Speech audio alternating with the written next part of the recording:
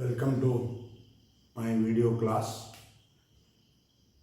I think I have given so many video classes for you pertaining to photosynthesis, and after completing photosynthesis I am moving towards one more very important topic, that is respiration. So before entering into the topic in detail, we have to understand what is respiration. So in plants and animals, whatever you can see, there are two types of biochemical reaction taking place. One is called as anabolic reaction and another one is called as catabolic reaction. What is anabolic reaction? Anabolic reactions are energy consuming processes where low energy compounds are utilized and high energy compounds are synthesized, during which the energy is absorbed. So the best example is photosynthesis. Water and carbon dioxide are low energy compounds. By absorbing light energy, solar energy, the glucose is synthesized. Glucose is a high energy compound. So this is called as anabolic reaction, and the phenomenon is called as anabolism. And catabolic reaction means high energy compounds are taken, they are broken down, and low energy compounds are synthesized. During this reaction, energy is liberated. So energy liberating processes are called as respiration or catabolic reactions. The best example is respiration. So this is called as respiration. Now, in respiration, what are the substrates? So the substrates are carbohydrates, that means sugars, proteins, fats, lipids, so on and so forth.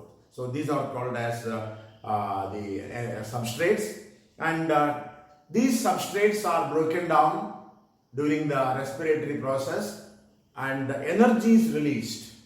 In respiration, the energy is released, and this released energy is stored in mitochondria in the form of ATP, that is adenosine triphosphate. In the form of ATP, the energy is stored, and whenever the energy is required for mechanical purpose, mechanical work, so the ATPs release the energy and it is used for mechanical work.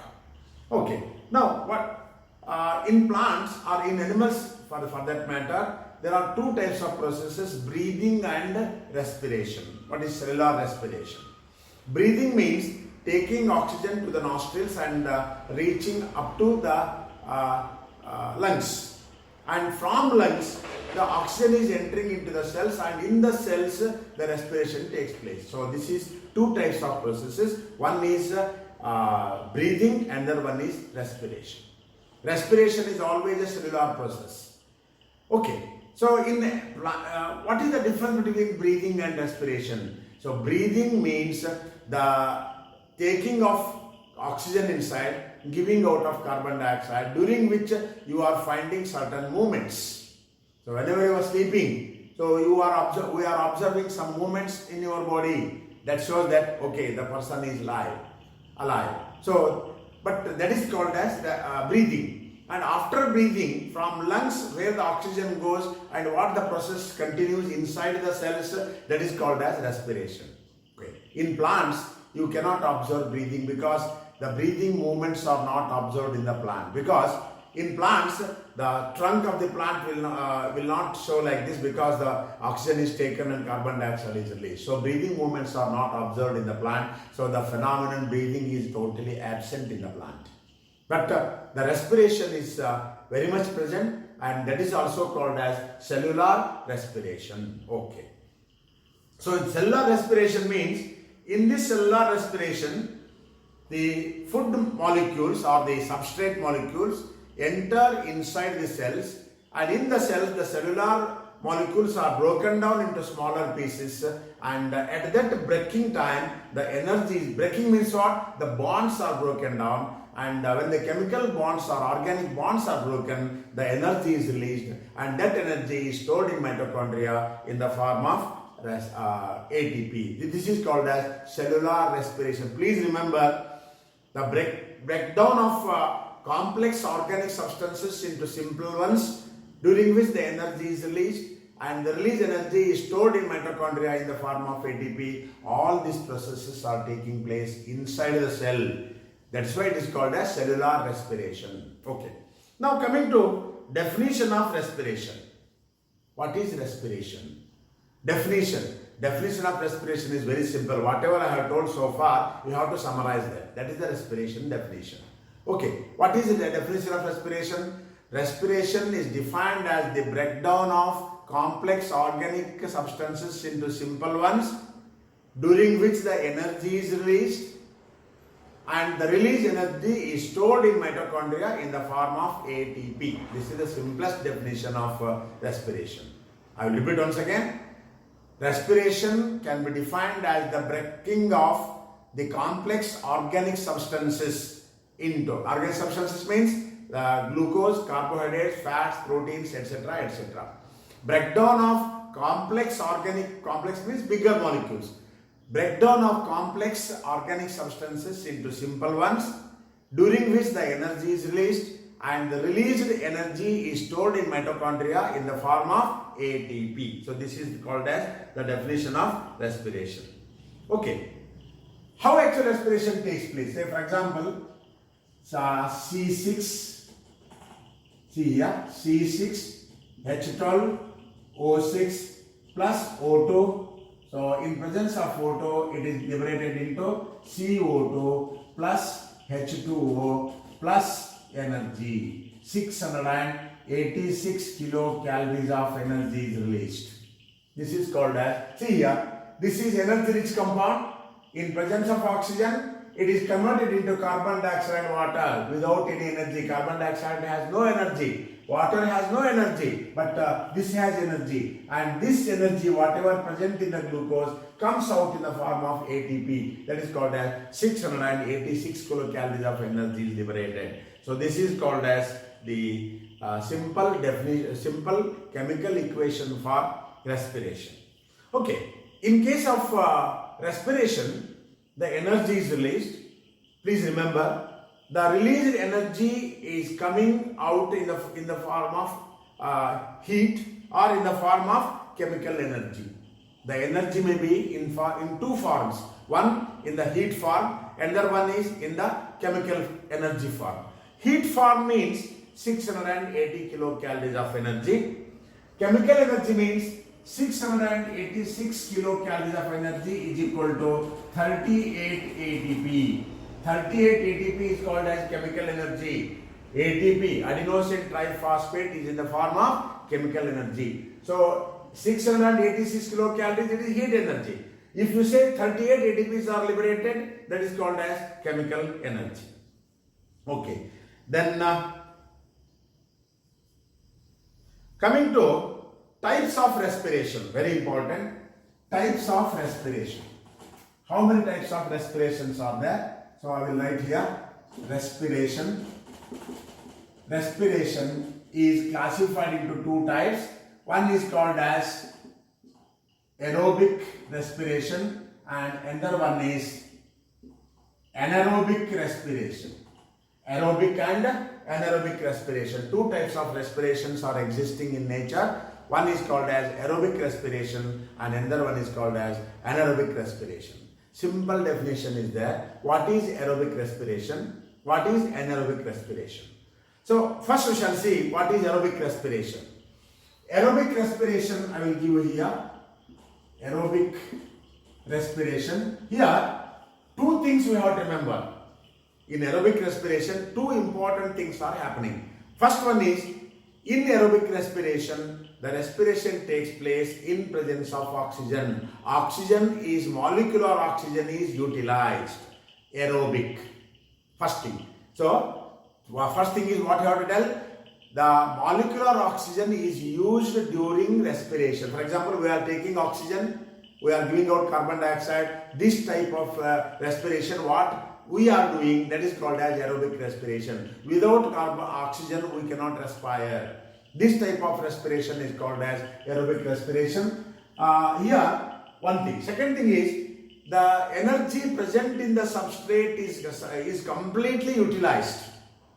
For example, if you take carbohydrates, whatever the energy present in the carbohydrate is totally, completely utilized and the substrate is completely broken down. So this type of respiration is called as aerobic respiration. Two important things.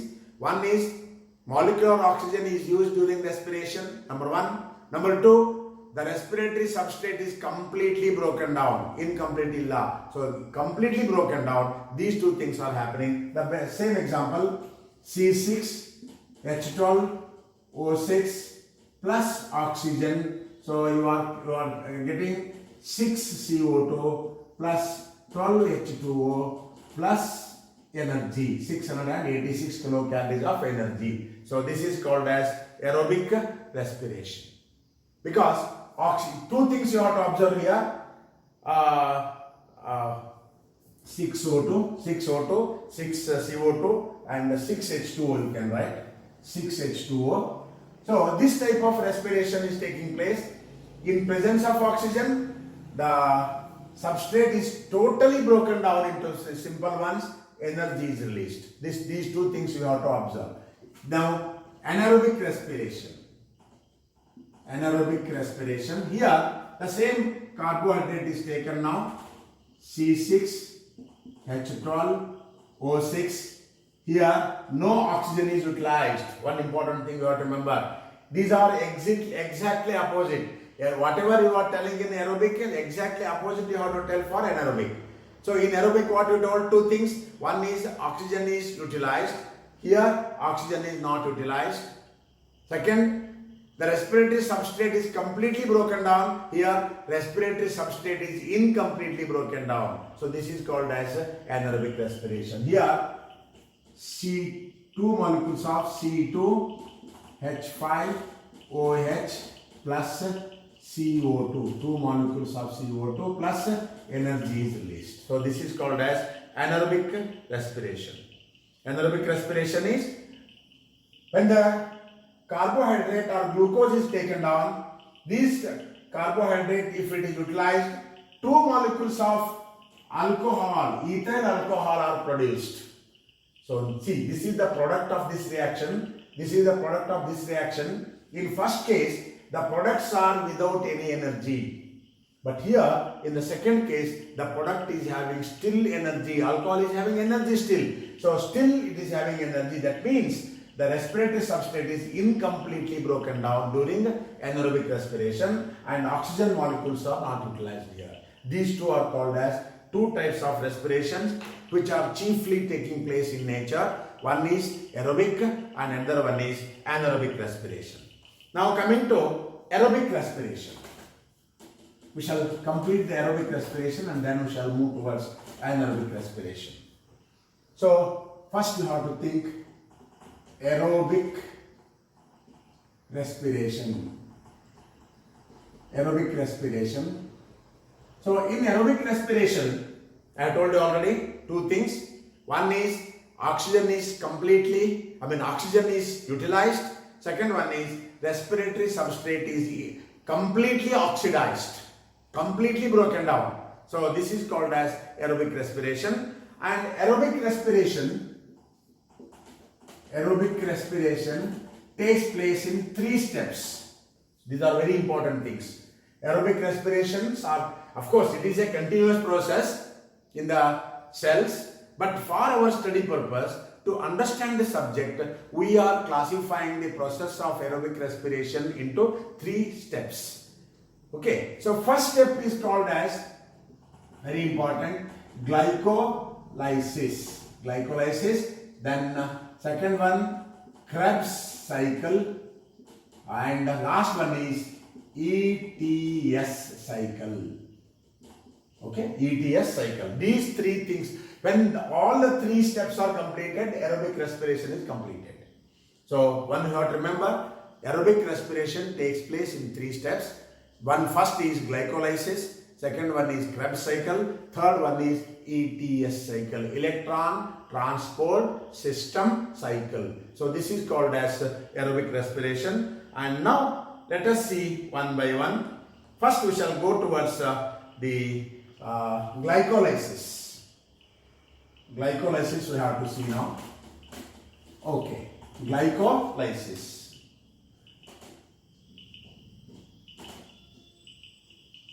Glycolysis. So it may be asked for 2 marks, or anybody may ask you, what is glycolysis? Very simple. Glycolysis. The meaning lies in the terminology itself. Glyco stands for glucose. Glyco, glucose. Lysis means breaking, splitting. So what is glycolysis here? Glycolysis means it is the splitting of glucose into pyruvic acid. That's the definition.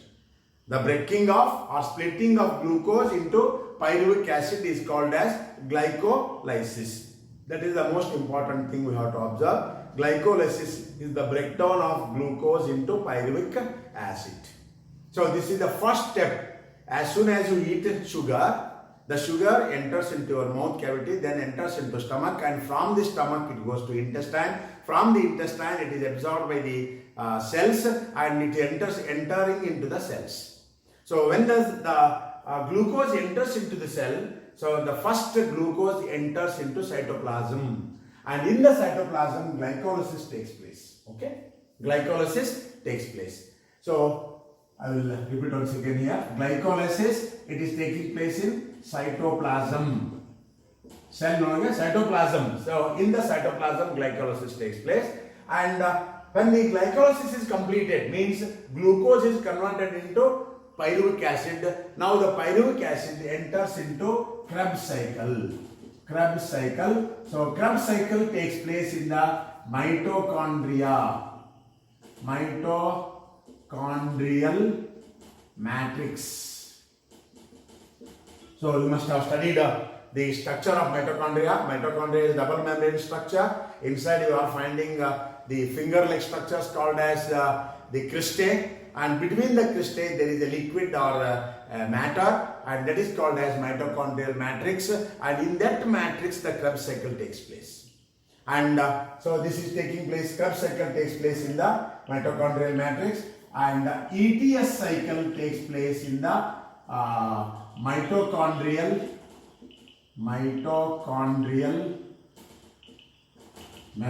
membrane, inner membrane. I will explain when I explain the ETS cycle. So these three are the different areas where, of course, all three are taking place in the cell only. But in the cell, what is the area?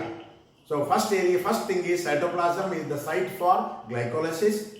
Mitochondrial matrix is the site for Krebs cycle, and the inner membrane of the mitochondria having the F1 particles, that is the area for the ETS cycle, electron transport system cycle. Okay. Now let us see one by one. Glycolysis, I have told you already, it is the glycolysis is nothing but the breakdown of glucose into pyruvic acid, and this is taking place in the cytoplasm. These two things you have to remember. Next, examiner, and the paper setting is taking place, so he may ask another name. Glycolysis is also called by another name, what is known as EMP pathway. So please remember, it is called as EMP pathway. EMP pathway means what? So whatever the series of intermediate substances or products are produced here, all these are studied very carefully by a group of 3 scientists. 3 scientists together studied the glycolysis, and they gave the idea of glycolysis. So first one is Emden, second one is Maharouf, and last one is Parnas. Emden E, Maharouf M, Parnas P. So in order to give respect to the 3 scientists who have done the magnanimous work in respiration, that is glycolytic research. So that is why the glycolysis is named after those 3 scientists who are known as EMP, Emden, Maharouf and Parnas pathway. Now let us see what happens. So first one is glucose. Please remember, glucose is the first substance for glycolysis. So glucose, when enters into the cell in the cytoplasm, glucose immediately combines with a molecule of ATP. Please remember, ADP is released. What happened here? One phosphate group of ATP has gone now. ADP, adenosine diphosphate. When the ATP is converted into ADP, one phosphate molecule has been removed from ATP. Where that phosphate molecule gone? So phosphate molecule gone and attached to glucose. So now glucose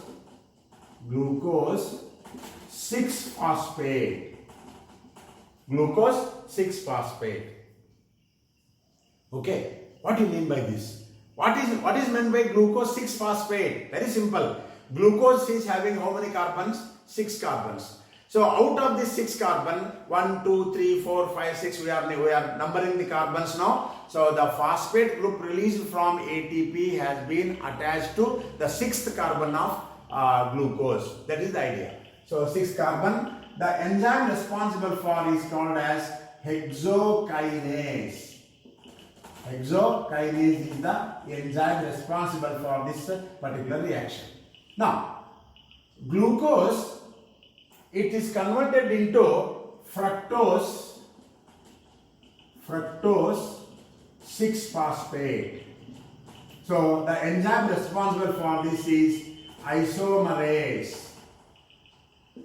Why? Because glucose and fructose are having the same molecular formula C6H12O6, but internal arrangement, that is the structure, is somewhat different. So these are called as the substances which in the organic chemistry we are always studying the substances which have the same molecular formula but different structural formula. They are called as isomers. So glucose and fructose are isomers. So glucose 6-phosphate is converted into another isomer, what is known as fructose 6-phosphate. Fructose 6-phosphate is an isomer of glucose. So the enzyme responsible for this conversion is called as isomerase. Okay. Then fructose 6-phosphate takes one more ATP. Please remember, ADP easily. Again one phosphate has gone. So this phosphate will not go anywhere. It is there with us only. The phosphate released from the breaking of ATP molecules is again attached to the carbon of fructose. So in the fructose there are 6 carbons. 6th carbon is already booked. 6th carbon is already attached with the one phosphate group, but the first carbon is free. So it is attached to first carbon now. That is called as fructose 1,6-diphosphate. Very simple. Fructose 1,6-di-PO4. I am writing PO4 because phosphate. Fructose 1,6-diphosphate. So this is also hexokinase. Wherever the ATP is involved, you can call it as hexokinase. Enzyme is responsible for the conversion of fructose 6-phosphate to fructose 1,6-diphosphate. Fructose 1,6-diphosphate is now broken down into 2 forms. 2 forms here. First one is called as DHAP. I am writing the short form. In my notes I have given entire details. And another one is called as PGAL. And the enzyme responsible for this is aldolase. That is called as aldolase enzyme. Breaks the fructose into dihydroxyacetone phosphate and phosphoglyceraldehyde. One more thing. So this is having 6 carbon. This is having 6 carbon. This is having 6 carbon. This has 6 carbons. But these have 3 carbons. 3 carbons. Because a 6 carbon compound is broken in the middle. One half is converted into dihydroxyacetone phosphate. Another half is converted into PGAL. But one thing you remember, these two are interconvertible. Whenever the things are required, DHAP becomes converted into PGAL. PGAL can be converted into dihydroxyacetone phosphate. So this is the aldolase. 3 carbon compound is produced. And the PGAL now, it is making use of H3PO4, that is phosphoric acid, and one molecule of NAD is taken now. NAD is taken, and one molecule of NADH2 is produced. NADH2 is produced. So this is called as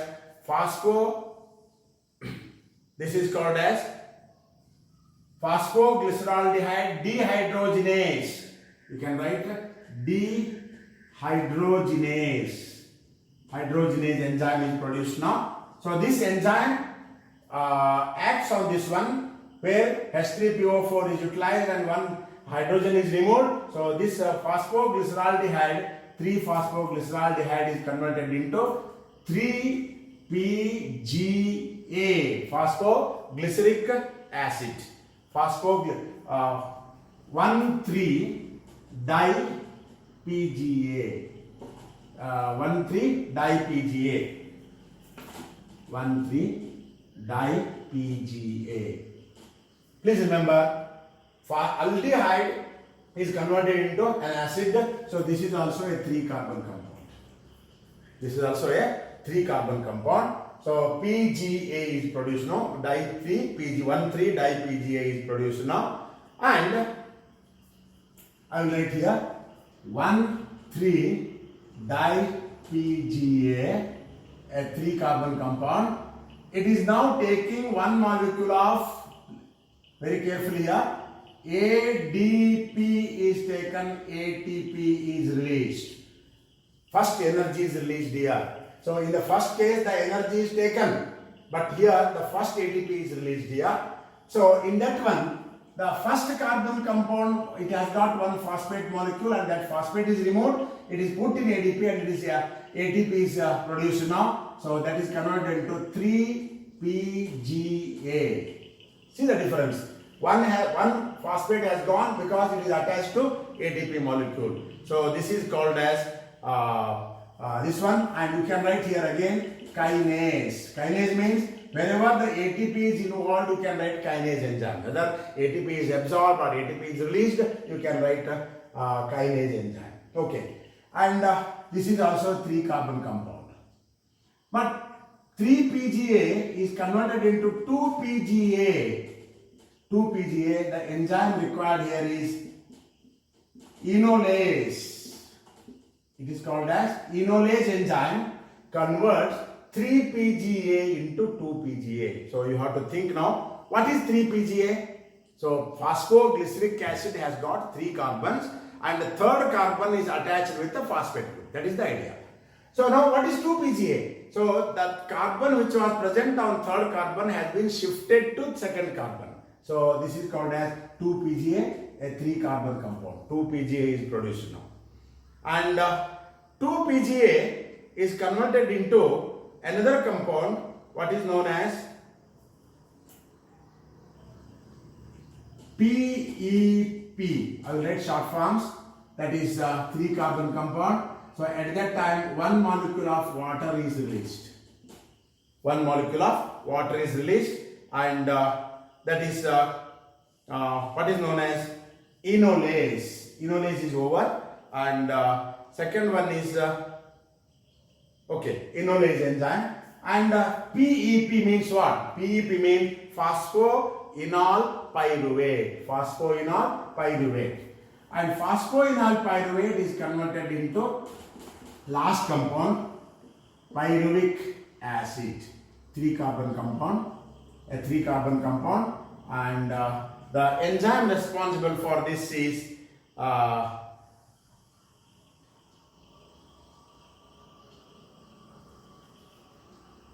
here one molecule of ADP is taken and one molecule of ATP is released. Again you can write here enolase enzyme.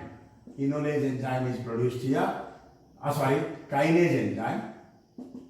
Kinase enzyme. Here also enolase enzyme is important.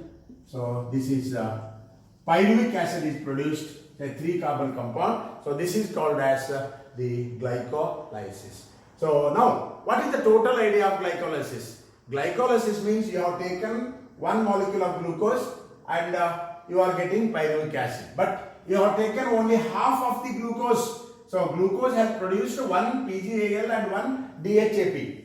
So only the PGAL is producing one molecule of pyruvic acid, but DHAP is idle. Now DHAP is converted into again PGAL, and one more thing it is taking place. Another pyruvic acid molecule is produced now.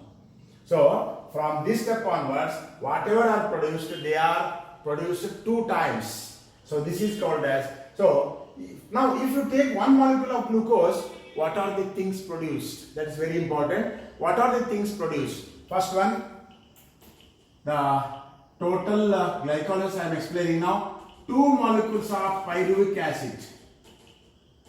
Pyruvic acid are produced. 1 molecule from PGAL, 1 molecule from DHAP. So 2 molecules of this produced now. And the second one, what are produced now? NADH2. So 2 molecules of NADH2. This is very important. 2 molecules. How do you say 2 molecules? 1 molecule from PGAL, 1 molecule from DHAP. So 2 molecules are produced here. And third one is ATP. 1 molecule is produced here, 1 molecule is produced here. For PGAL, 2 molecules of ATP. For DHAP, another 2. So totally 4 molecules of ATP are produced now.